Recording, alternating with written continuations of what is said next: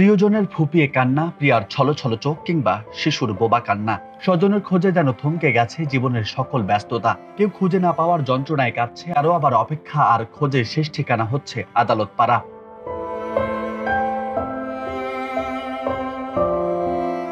তেমনই কোটা আন্দোলনে হারানো স্বামীকে খুঁজতে ঢাকার দায়রা জজ আদালতে এসেছেন চাঁদপুরের বড় স্টেশন এলাকার হাবিনা বেগম। লোক মারফতে পাওয়া তথ্যের বর্ণনা দিয়ে তিনি জানান, গত 20 জুলাই চা খেতে নিচে নামায় পুলিশ তার স্বামীকে নিয়ে যায়। এরপর আর খোঁজ মেলেনি স্বামী জুয়েল খানের। আইসে বেশি কয়দিন হয় নাই, 3 মাসের মতো হয়েছে। আইসে যাক নিচে গেছে, আগাই তো পুলিশের সামনে বসে, পুলিশে লিয়ে আইসে। এখন আমরা খোঁজ করতেছি, খোঁজ করতে করতে এখন খোঁজ আমার মা জনে ওই উকিল দিয়ে খোঁজ করছে, উকিল নাম করে আইসা এখান থেকে নিব।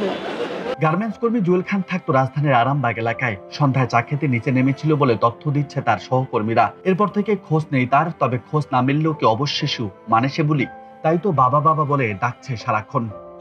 অসহায় লোক, কিছু নাই, তার বাড়ি ঘর দুয়ার জায়গা জমির কিছু নাই, অস্থায়ী থাকে।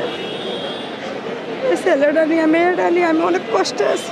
এদিকে দায়রা জজ আদালতে অন্তত 15টি পরিবারের সাথে কথা হয়েছে বার্তা 24-এর প্রতিবেদকের, যাদের প্রত্যেকেই স্বজনের খোঁজে ভিড় জমিয়েছেন আদালত চত্বরে। হাতে হাত করা অবস্থায় কেউ খুঁজে পাচ্ছেন প্রিয়জন সন্তান, দৌড়ে গিয়ে চুমুকে দিচ্ছেন কপালে, আবার কেউ তো না পাওয়ার যন্ত্রণায় কাঁদছেন প্রহর গুণে।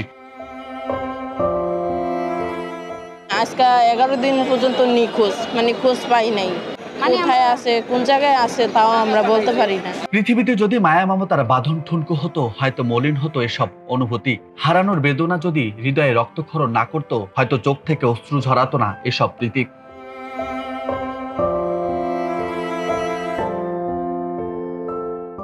রাজু আহমেদ, বার্তা 24।